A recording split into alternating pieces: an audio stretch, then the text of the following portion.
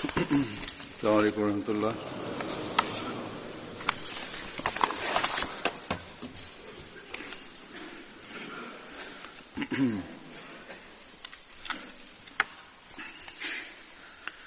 أشهد أن لا إله إلا الله وحده لا شريك له وأشهد أن محمدا عبده ورسوله أما بعد فأعوذ بالله من الشيطان الرجيم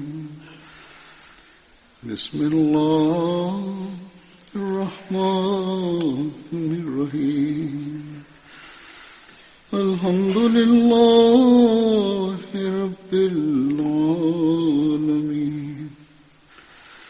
الرحمن الرحيم مالك يوم الدين إياك نعبد وإياك نستعين اهدنا الصراط المستقيم صراط الذين أنعمت عليهم غير المغضوب عليهم ولا الضالين.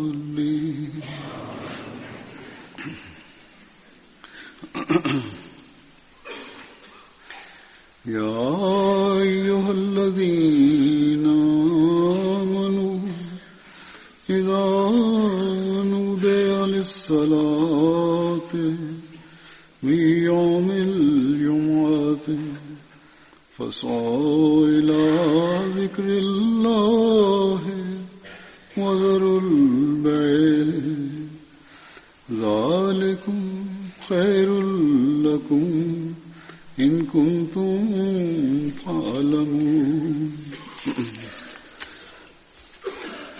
وإذا قضيت الصلاة فانتشروا في الأرض وابتغوا من فضل الله واذكروا الله كثيرا لعلكم تفلحون.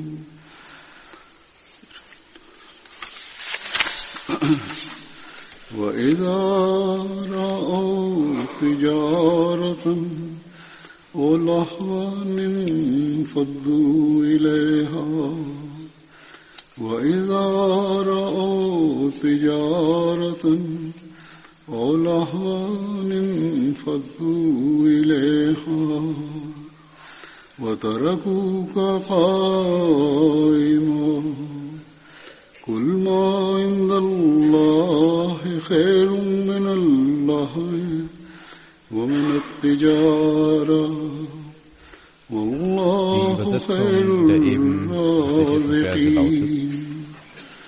O, die ihr glaubt, wenn der Ruf zum Gebet am Freitag erschallt, also zum Namaz-e Jumma, dann eilet zum Gedenken Allahs und lasset den Handel ruhen.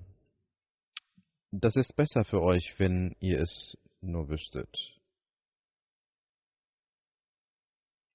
Und wenn das Gebet beendet ist, dann zerstreut euch im Lande und trachtet nach Allahs Gnadenfülle und gedenket Allahs häufig, auf dass ihr Erfolg habt. Doch wenn sie eine Ware sehen oder ein Spiel, dann brechen sie sogleich dazu auf und lassen dich stehen. Sprich, was bei Allah ist, das ist besser als Spiel und Ware. Und Allah ist der beste Versorger.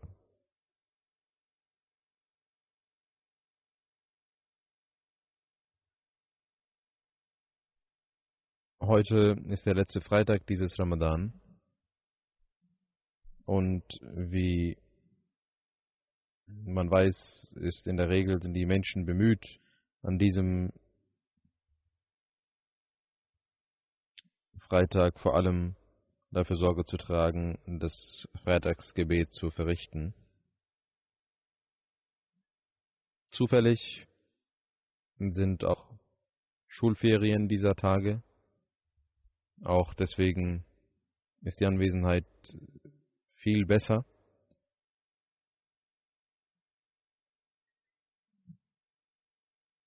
Diese Verse der Surat al-Jumu'ah sind die letzten Verse des letzten Rukus der Surat al-Jumu'ah. Darin hat Allah die Wichtigkeit des Freitagsgebets offenbart. Die Anwesenheit auf dem Freitagsgebet ist also eine sehr wichtige Sache. Allah hat offenkundig gesagt, dass wenn ihr zum Freitagsgebet gerufen werdet, sollt ihr nicht Schwäche zeigen, sondern sollt euch schnell darum kümmern und zum Freitagsgebet kommen. Egal wie beschäftigt ihr seid. Auch wenn der Handel ruft und die weltlichen Angelegenheiten euch vor allem für einen Geschäftsmann dafür sorgen können, dass Hunderttausende oder 10 oder Millionen Geschäfte, ein Millionengeschäft verloren geht. Auch dann sollt ihr euch nicht darum kümmern. Ihr sollt die potenziellen Verluste, die in Höhe von Hunderttausenden oder Millionen fallen können, nicht beachten, sondern sollt zum Freitagsgebet kommen. Denn das Versammeln in der großen Moschee zum Freitagsgebet und die Anwesenheit beim Gebet und das Hören der Chutba des Imams ist viel wichtiger als euer Handel, eure Ware, eure weltlichen Angelegenheiten. Hunderttausende Mal besser und wichtiger ist es, dass ihr dies tut. Aber nur jener kann dies fühlen und nachfühlen, der Erkenntnis darüber besitzt. Allah sagt, dass wahrlich der Handel in den Augen eines erkenntnisreichen Menschen eine sekundäre Bedeutung hat. Und Allah sagt, nach dem Freitagsgebet seid ihr wieder frei und könnt gehen und euch um eure weltlichen Angelegenheiten kümmern, Handel treiben. Allah wird eure weltlichen Angelegenheiten segnen. Aber er hat klar gemacht, dass ihr trotzdem euch um eure Gottesdienste kümmern müsst.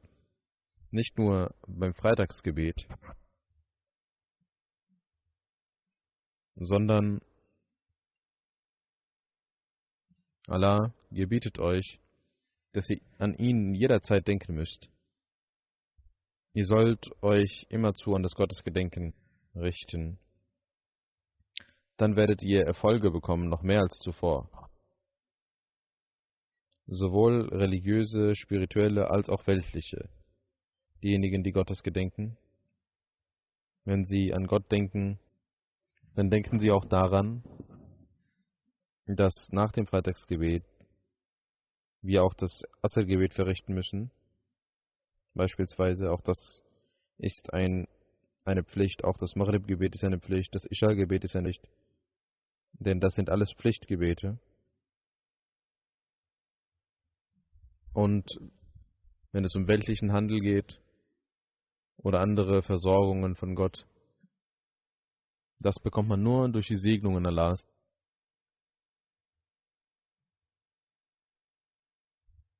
Erfolg ist also verbunden mit dem Gottesgedenken und mit den Gottesdiensten. Das Einhalten der Freitagspflicht und der Versuch, die Bemühung, Gottes zu gedenken, ist nicht nur auf den Ramadan beschränkt, sondern, wie wir aus diesen Versen auch lesen und verstehen können, hat Allah dieses Gebot im Allgemeinen für jeden Freitag erlassen, für alle Freitagsgebete. Es ist ein sehr allgemeines, aber auch gleichzeitig ein sehr besonderes Gebot. der Messias al-Islam sagt über die Wichtigkeit des Freitags: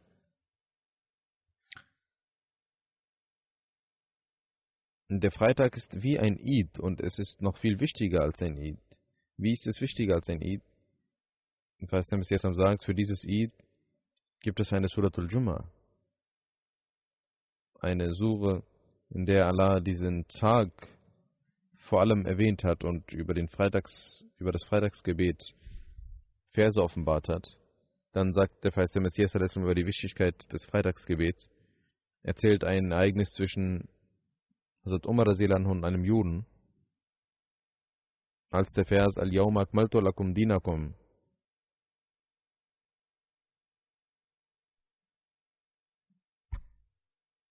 das heißt, heute haben wir euch eure Lehre vervollständigt.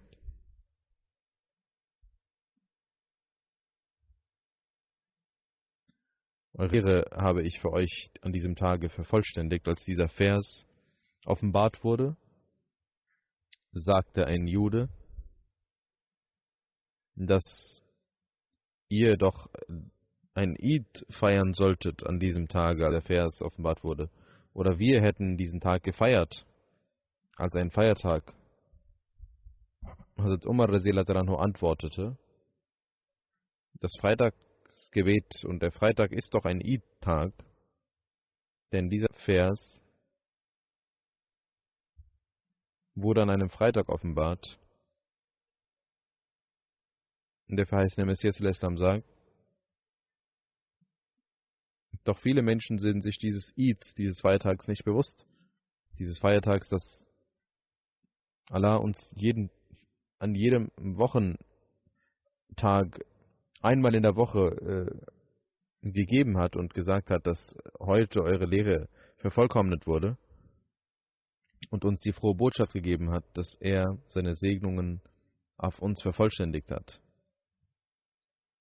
Und die Menschen feiern diesen Tag nicht auf diese Weise, wie es sein sollte, und denken, dass der letzte Freitag des Ramadan ausreicht, wenn man sich da insbesondere darum kümmert, dahin zu gehen und so den Lohn für alle Freitage sammelt.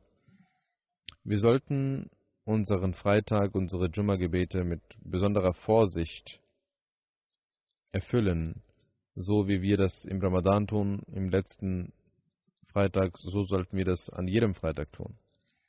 Allah sagt: Jeder Gläubige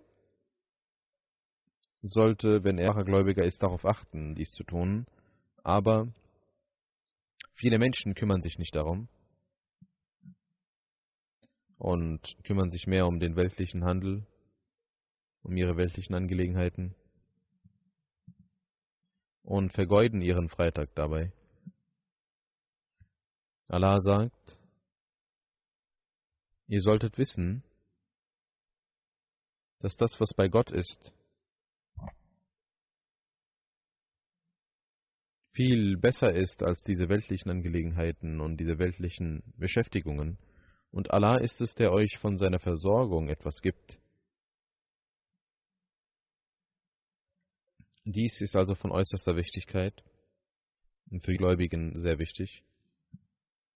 Vor allem sollten wir, die an den Imam dieser Zeit glauben, uns darum kümmern, Hazrat Khalifatul Masih Awwal radhiyallahu anhu pflegt zu sagen: Wahre Gläubige sind Ahmadis, die den Imam der Zeit erkannt haben und an ihn glauben.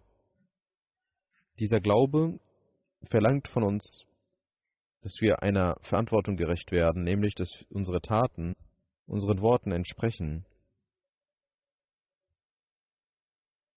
und dass wir bereit sind, den Geboten Gottes zu folgen. Dass weltliche Begierden nicht unsere Priorität darstellen, sondern das Wohlgefallen Allahs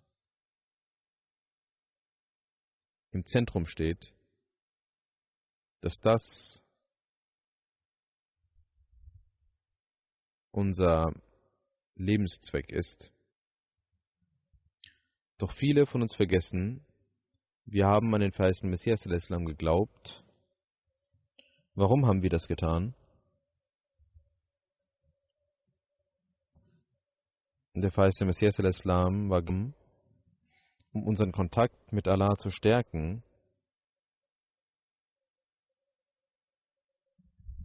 und zu zeigen, dass das Beste und das Wichtigste das Wohlgefallen Allahs ist. Nicht, dass wir zu einem Zeitpunkt zu Gott gehen und das Gebet erst dann verrichten, wenn unsere weltlichen Bedürfnisse in Frage stehen und wir nur zu Gott gehen, um diese weltlichen Angelegenheiten zu verbessern. Wenn wir also gar nicht wissen, was das Wohlgefallen Allahs ist, was das bedeutet, Wohlgefallen Allahs zu erlangen, und wir unsere weltlichen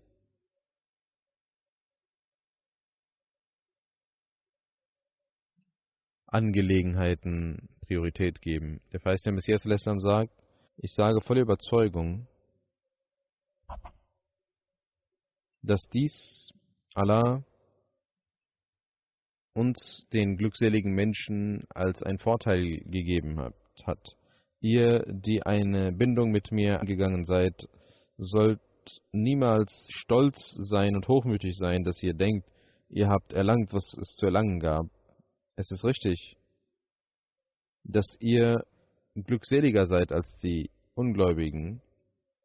Ihr seid der Glückseligkeit näher als jene Menschen, die Gott unzufrieden gemacht haben durch ihre Taten. Und es ist richtig, dass ihr euch beschützt habt.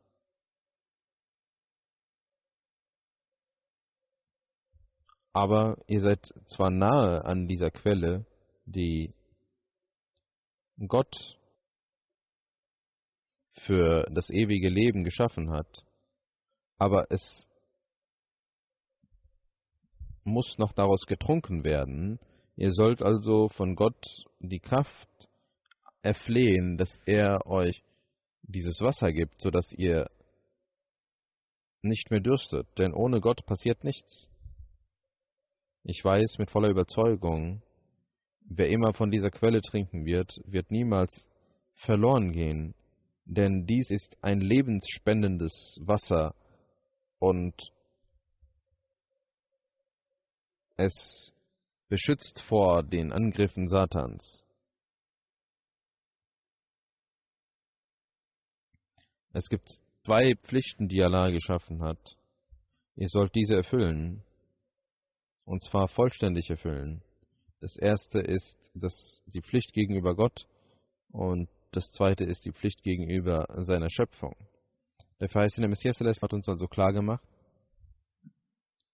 dass unsere Taten gemäß der Lehre Gottes sein müssen, und wenn wir an ihn geglaubt haben, müssen wir unsere Gottesdienste auch beschützen und die Pflichten gegenüber der Schöpfung auch erfüllen. Wenn dies nicht passiert,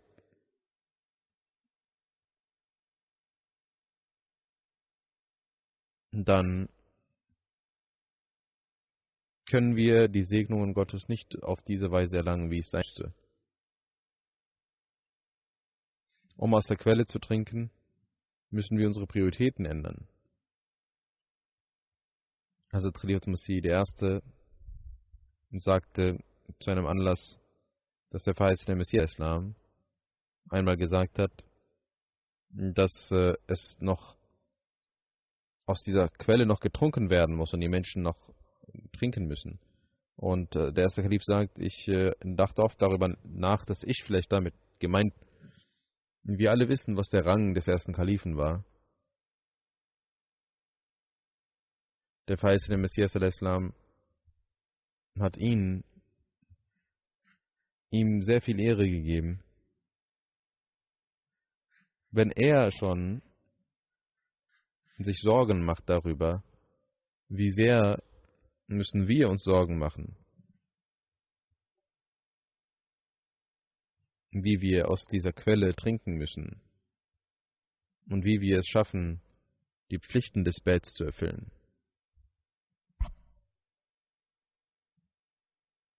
Um die Pflichten Gottes gegenüber Gott zu erfüllen, ist es wichtig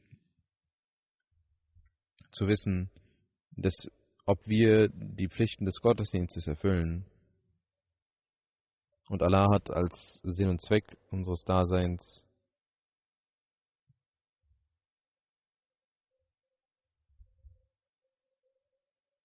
den Gottesdienst genannt und hat gesagt, وَمَا خَلَقْتُ الْجِنَّ وَالْإِنسَ إِلَّا لِيَعْبُدُونِ. Ich habe die Djinn und die Menschen nur deswegen erschaffen, damit sie mir dienen. Allah hat uns also klar gemacht, was der Sinn und Zweck unseres Daseins ist. Er hat nicht gesagt, dass ihr nur mit dem letzten Freitag des Ramadan eure Pflicht erfüllt habt, sondern er hat gesagt, dass dies ein ständiger Prozess ist, den ihr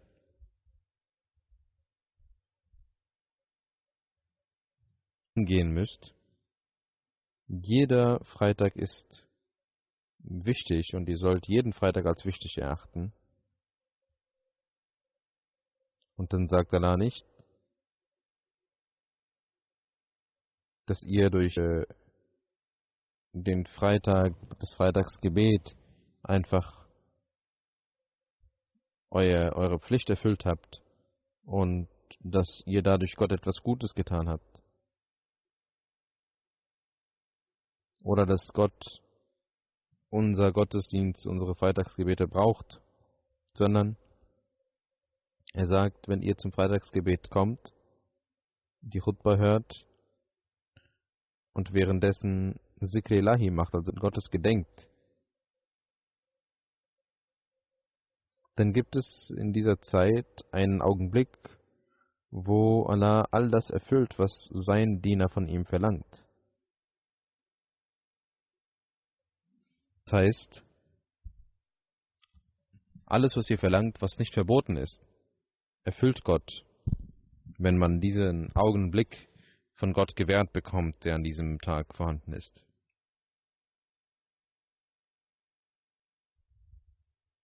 Wann kommt dieser Augenblick?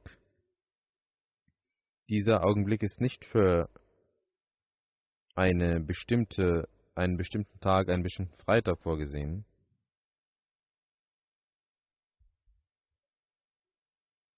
Einmal sagte der heilige Prophet Muhammad sallallahu alaihi wasallam über die Wichtigkeit des Freitags: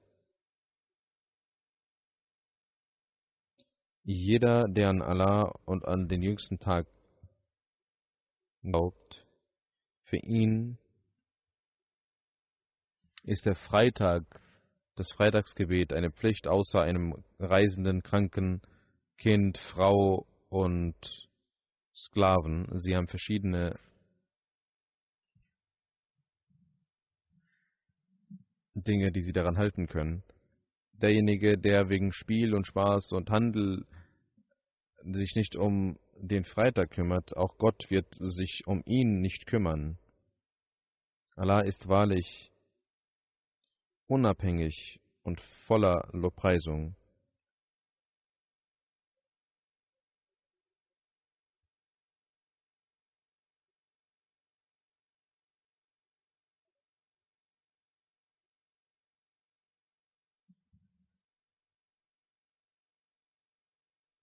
Allahs Wesen verlangt, dass wir ihn lobpreisen. Und weiterhin sagte er, dass der Lohn am Freitag um ein Vielfaches höher ist als an gewöhnlichen Tagen. Und das Gedenken an Gott ist das höchste an Rechtschaffenheit, was man darlegen kann, wenn man seinen Pflichten, Geboten folgt. Und eines der Gebote ist die Anwesenheit zum Freitag und die Einhaltung der Gottesdienste. Das ist eine große Tugend. Wie sehr hat Allah wohl den Lohn festgelegt dafür, für einen Gläubigen, der nur für Gott am Freitag teilnimmt und die Gebote erfüllt, um das Wohlgefallen Allahs zu erlangen. Er hat keine weltlichen Ziele und Wünsche.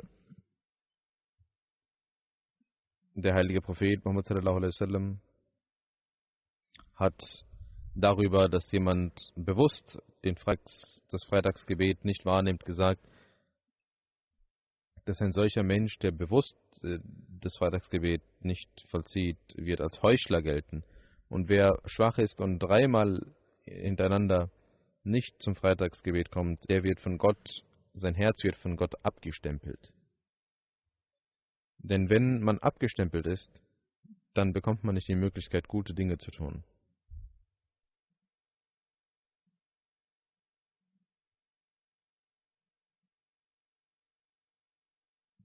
Und wenn man nicht zum Gebet kommen will, dann entsteht eine Heuchelei. Es ist also ein Zustand großer Furcht. Man muss sich darum kümmern. Einmal sagt er, ihr sollt zum Freitagsgebet kommen. Und jemand, der nicht zum Freitagsgebet kommt, der entfernt sich vom Paradies. Obwohl er das Paradies verdient hätte und gute Dinge getan hat.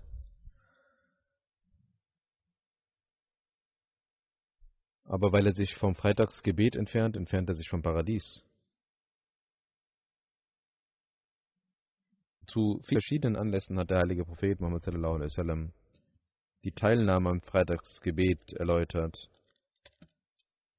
und auch davor gewarnt, ohne Grund fernzubleiben vom Freitagsgebet. Er sagte nicht ein einziges Mal, dass ihr nur am letzten Freitag des Ramadan teilnehmen sollt und dann euch vergeben werden wird. Wir sehen auf jeden Fall, wie wir auch in dieser Aussage gesehen haben, er sagte wohl, dass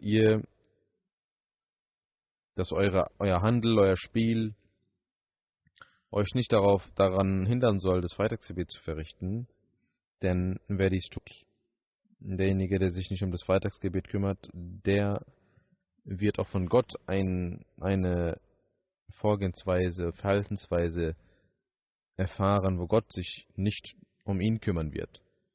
Der heilige Prophet sallallahu alaihi wasallam hat nicht nur beim Freitagsgebet festgemacht, sondern derjenige, der sich um die Gottesdienste kümmert, im Allgemeinen. Ein Kennzeichen desjenigen, der sich des Gläubigen ist, dass er sich um die Gottesdienste kümmert und der nach einem Gebet sich um das nächste Gebet kümmert und wartet, bis das Gebet kommt. Und von einem Freitag bis zum nächsten Freitag wartet, bis das nächste Freitagsgebet kommt. Und der von einem Ramadan bis zum nächsten Ramadan wartet, dass der nächste Ramadan kommt. Dass weltliche Wünsche und Begierden den Vorzug bekommen. Wir sollten uns um unsere Gottesdienste kümmern. Wir sollen unsere Prioritäten anpassen. Wir müssen uns bemühen, um Gott zu erfahren. Und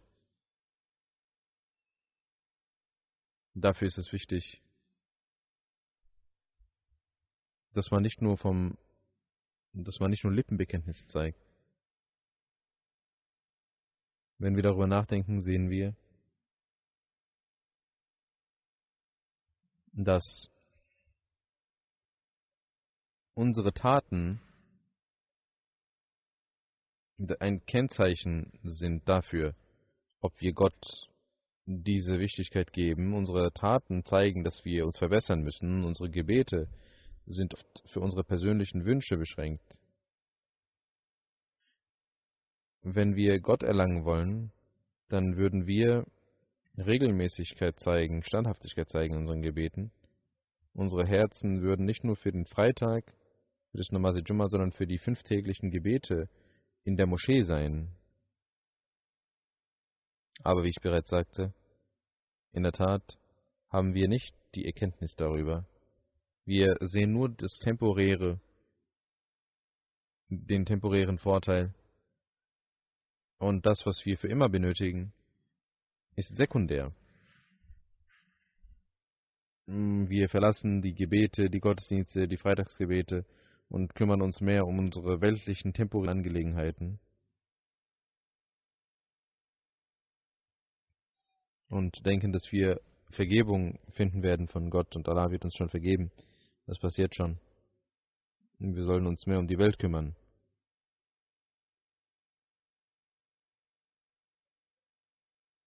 Und ein Händler sagt, ich will diesen Kunden gewinnen und ich weiß nicht, ob ich diesen Kunden noch einmal gewinnen werde. Das ist viel wichtiger, dass ich das jetzt tue. Wenn er für eine Arbeit, eine weltliche Arbeit zu einem Vorgesetzten gegangen ist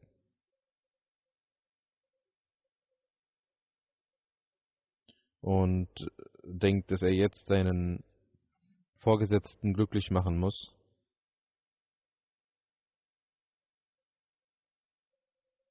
und wenn er ihm sagt, ich will jetzt zum Freitagsgebet gehen, dann wird vielleicht der Vorgesetzte unzufrieden sein.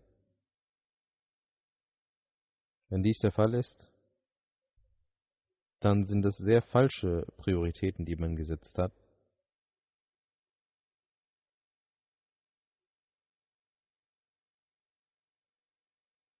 Und die weltlichen Dinge haben dann ein vor den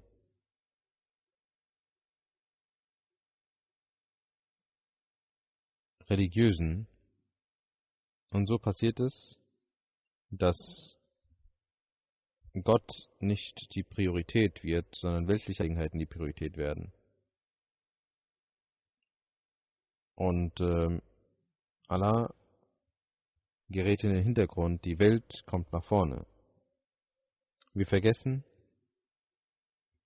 dass wenn wir Gott vergessen und ihm die sekundäre Bedeutung geben, dann hat der heilige Prophet Muhammad sallallahu alaihi wasallam gesagt, dass Allah dann auch sich nicht um diese Menschen kümmert, unbekümmert wird in Bezug auf diese Menschen.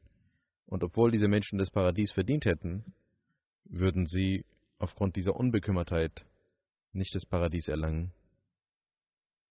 Für einen Gläubigen ist es also wichtig, dass er dies immer beachtet.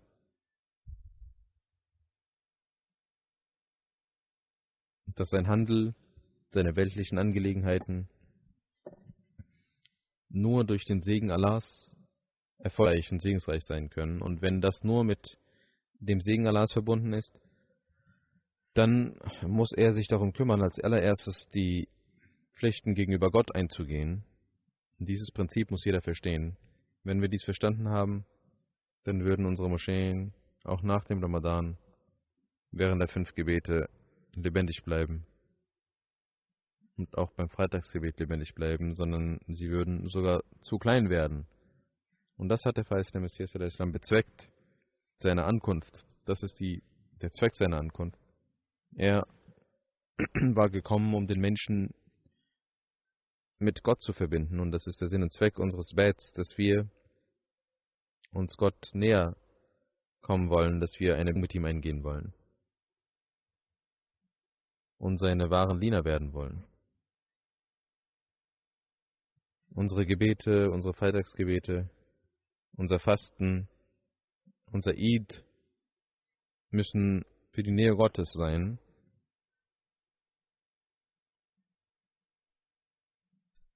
Jedes Jahr kommen die Fastentage im Ramadan und Allah hat sie deswegen gebracht, damit wir in diesem Monat uns konzentrieren auf die rechtschaffenen Werke und diese einhalten.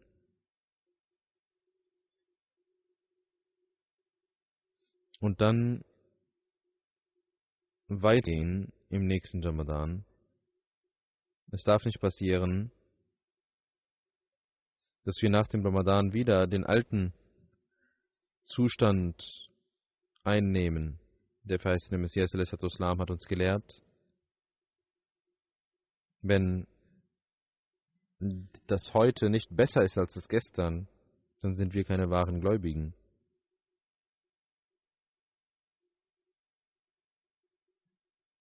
um diesen Freitag zu verabschieden. Wir sind nicht gekommen, um diesen Freitag zu verabschieden, sondern wir sind gekommen, um unsere Gottesdienste, unsere rechtschaffenen Taten, unsere Liebe zu Gott, die wir versucht haben zu stärken, um diesen Standhaftigkeit zu geben und dafür zu bitten, dass das standhaft gemacht wird. Und wir sollten heute versprechen, dass wir in Zukunft unsere Bindung mit Allah verbessern müssen. Und das können wir nur dann tun, wenn wir uns um die Nähe Gottes bewusst sind, wenn wir es wertschätzen,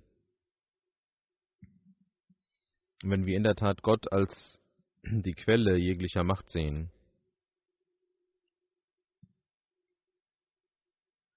Und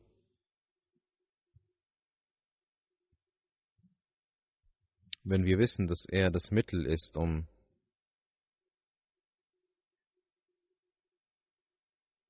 jegliches Wohl zu erlangen, wenn aber diese weltlichen Angelegenheiten eine höhere Bedeutung für uns haben als Gott, dann sind wir wie Kinder, die überhaupt nicht den Wert eines Diamanten kennen und das als ein Stück Glas betrachten. Und so spielen, wie sie mit Murmeln spielen. Und sie spielen mit diesen Diamanten so, als ob das Murmeln wären. Und wer mehr Murmeln besitzt, der hat gewonnen. Und sie spielen dann mit diesen Diamanten und denken, das hat die gleiche Bedeutung. Also Trif Masih II. Hat einmal über ein Ereignis berichtet. Er sagt, als ich auf dem Weg zur Hajj war und auf ein Schiff in Bombay warte, das waren Wege, die man auf dem Schiff zurücklegte, und er sagt, dass ein Freund zu mir sagte, dass einige Tage vergangen sind, als ein Diamantenhändler im Bar war und diese Diamanten, 105 Diamanten wegfielen, einige große, einige kleine, und verloren gingen. Er ging ins Polizeibüro und sagte Bescheid, und alle Polizeireviere erfuhren davon, dass man Ausschau halten soll. Nach einiger Zeit kam ein Mann mit einigen Diamanten zur Polizeistation und sagte, ich habe gesehen, wie einige Kinder damit gespielt haben. Und als man ein Kind fragte, sagte es, ich dachte, das sind Murmeln. Und ich habe gesehen, dass diese Murmeln dort liegen, im Papier gewickelt sind.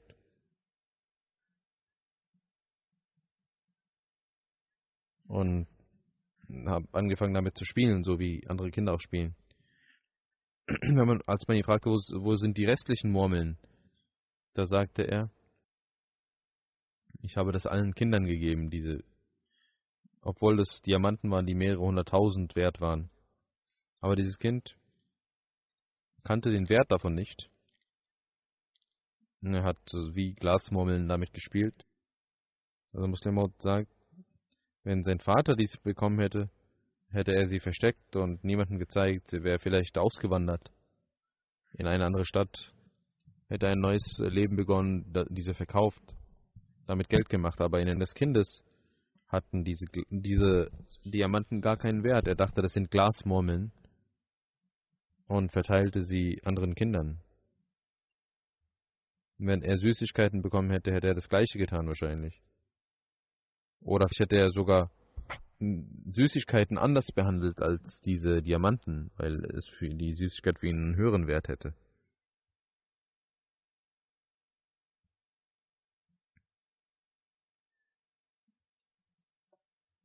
Und wenn andere Kinder nach diesen Glasmurmeln oder nach diesen Diamanten verlangten, hat er bestimmt gedacht, ich habe 105 davon, nehmt einige davon.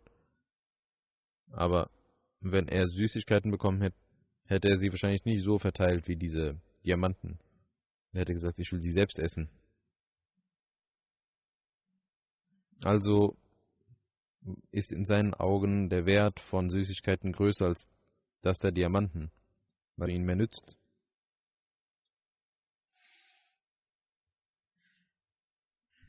Diese Diamanten hatten nicht den Wert in seinen Augen. Eine zweite Weisheit, die er genannt hat, ist, jemand ging in den Wald und hatte kein Essen mehr, bis er sehr hungrig wurde und nicht sah, wie er überleben könnte. Er sah eine Tüte, er öffnete sie, er dachte vielleicht, dass hier vielleicht etwas zum Essen wäre. Und er öffnete das und sah, dass dies Diamanten sind. Und er warf diese voller Verachtung weg. Zu diesem Zeitpunkt hatten die Diamanten überhaupt keinen Wert und eine Faust voll Erbsen wäre für ihn viel wertvoller gewesen oder etwas Brot wäre für ihn viel wertvoller gewesen. Das heißt, jede Sache hat entsprechend der Voraussetzungen, entsprechend des Wissens, das man darüber hat, Wert. Die Menschen schauen, was für sie von Wert ist. Sie kümmern sich manchmal um Kleinigkeiten und sehen nicht den Wert von großen Dingen. Und genau das ist die Asymmetrie zwischen den Dingen, die man sucht, und dem Wohlgefallen Allahs. Viele Menschen verhalten sich derart. Und auch bei ihren Gebeten sind ihre Prioritäten anders. Sie verlangen nach weltlichen Dingen, weil er nicht die wahre Bedeutung kennt, der Mensch, und weil er vielleicht nicht das Wissen besitzt darüber, lässt er wichtige Sachen hinten stellen. Und Dinge, die weniger Bedeutung haben, denen gibt er mehr Bedeutung. Über die Prioritäten bei den Gebeten hat also Muslim Maud auch etwas Schönes genannt. Er sagt, dass viele Menschen mich nach Gebeten fragen, auch mich fragen viele Menschen, sagte so, nach Gebeten und sagen, dass wir voller Inbrunst beten, aber diese Gebete gehen nicht in Erfüllung. Und ich antworte ihnen verschiedene Dinge, und genauso wie es in dem Vers auch heißt, den ich in der ersten Khutbah des Ramadan rezitiert hatte und erklärt hatte, indem Allah sagt, ich bin meinem Menschen sehr nahe und erhöre die Gebete meiner Menschen. Er sagt, Ujibu da'wat ad-da'i idha da'ani falyastajibu li wal yu'minu bi la'allahum yarshudun. Hazrat Muslim Maud hat auch über diesen Vers gesagt, dass hier nicht jeder Rufer gemeint ist, sondern die Besonderen, die am Tage für Gott fasten und ihre Pflichten erfüllen und fasten und abends dann Gott anflehen, voller Inbrunst. Da kann natürlich jeder Rufer sein, aber hier sind diejenigen gemeint, die im Ramadan diese Gottesdienste verrichten, die ihre Gottesdienste für Gott besonders verrichten und nicht nur sich auf den Ramadan beschränken, sondern ihre Gottesdienste, ihre Gebete das ganze Jahr über weitergehen. Diese Menschen beten nicht für ihre weltlichen Ziele, sondern sie beten, um Gottes Wohlgefallen zu erlangen, um Gott selbst zu erlangen. Allah sagt, sie beten nur für mich und vergessen alles andere, und dann erhöre ich ihre Gebete. Das ist die Bedeutung von Ad-Da. Das bedeutet also, Allah sagt, sie versuchen, mich zu erlangen. Und Allah sagt, Waisa salaka ibadi anni.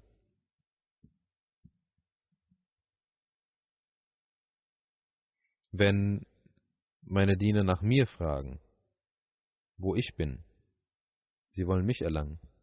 Sie verlangen nicht nach Brot, nach Jobs, nach weltlichen Wünschen. Sie fragen, wo ist Gott? Wir wollen Gott erlangen. Allah sagt, diejenigen, die mich treffen wollen, ich erhöre ihre Gebete, ich komme zu ihnen.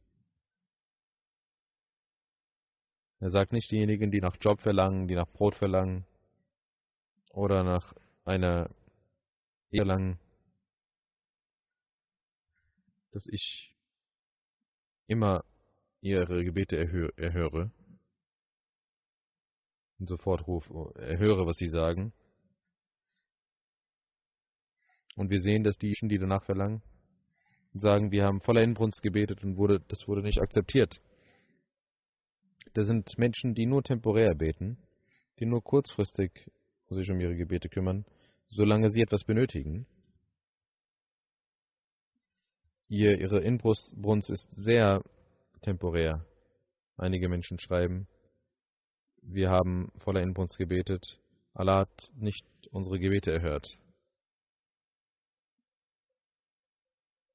Allah hat gesagt, dass ich alle eure weltlichen Angelegenheiten erhören werde. Wenn ihr aber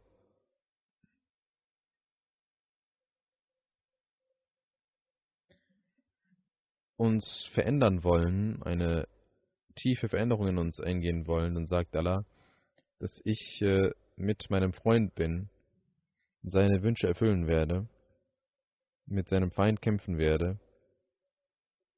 So sagt, dass viele Dinge nicht aus den Worten ersichtlich sind, sondern interpretiert werden müssen. Hier ist mit Adar nicht jeder Rufer gemeint, sondern derjenige, der nach Gott ruft und nach Gott verlangt. Diejenigen, die eine Liebe für Gott besitzen. Sie flehen Gott an und fragen, wo ist Allah? Sag ihnen, ich erhöre ihren Ruf und ich werde niemals sie alleine lassen. Ich werde auf jeden Fall ihnen hören, ihren zuhören. Die Menschen, die nur für die Welt beten, sind schnell verzweifelt. Zum Beispiel jemand, der nach Jobs sucht. Viele, die nach Jobs suchen, sind verzweifelt. Wenn jemand sagt, ich habe voller Inbrunst gebetet, kann es sein, dass der andere noch mehr mit Inbrunst gebetet hat und deswegen seinen Job bekommen hat und auch weitere Angelegenheiten passieren.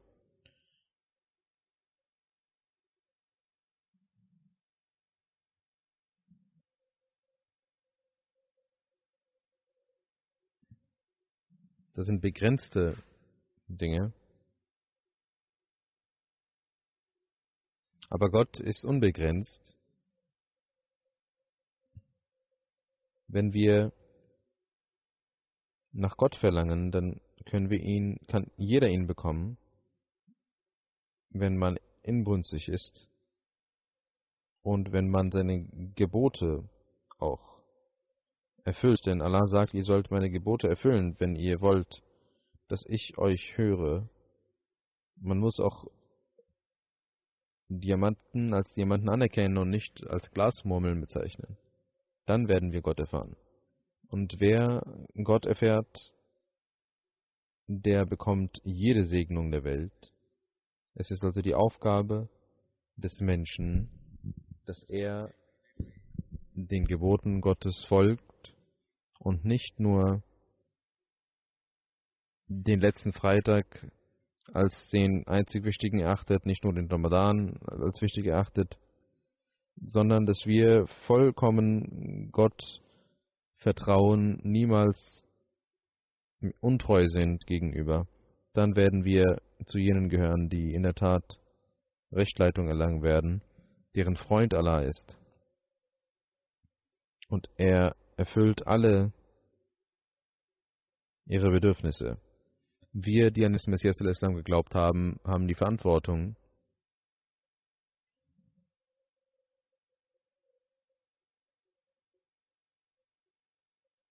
dass wir den Rang, das Niveau unserer Gebete erhöhen.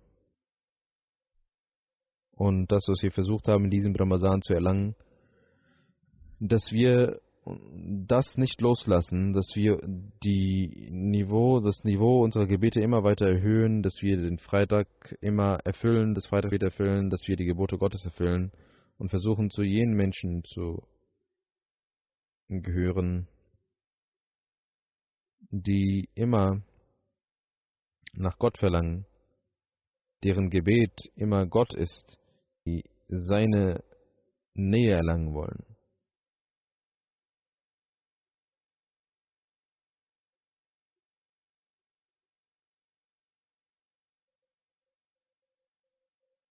Unsere Gebete mögen solche sein, die Gott erlangen. Möge Allah uns die Kraft geben, diesen Maßstab zu erfüllen.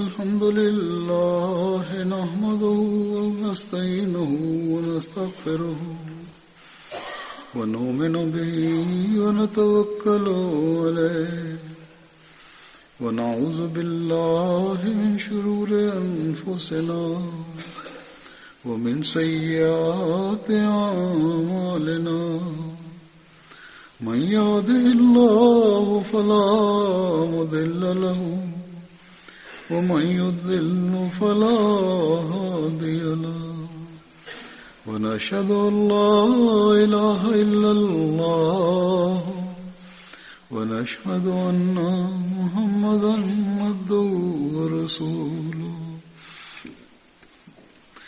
عباد الله رحمكم الله إن الله يأمر بالعدل والإحسان وإيتاء ذي القربى وينهى عن الفحشاء والمنكر والبغي يعظكم لعلكم تذكرون اذكروا الله يذكركم وادعوه يستجب لكم ولذكر الله أكبر